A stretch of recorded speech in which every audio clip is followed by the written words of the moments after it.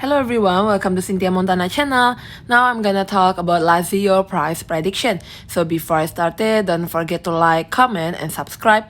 I'm not a financial advisor, I'm just gonna give you some prediction using a technical analysis. We're gonna start with the Lazio per USDT pair. Basically, it's already going to the moving average 7 on the 16.94 US dollar.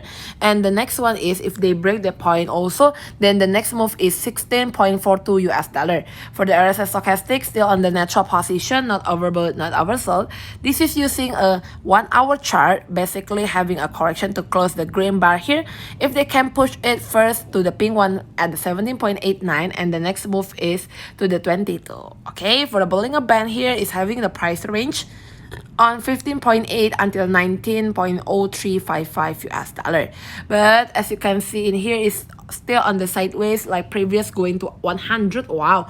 And then now having a correction in the 70 already. So it makes like, I think should be like 2 or 3 weeks having a correction like this, sideways like this, and have to be a really big for them to make it up again, to make it going up again to the $100 here. Okay, thank you everyone for watching this video. Don't forget to like, comment, and subscribe.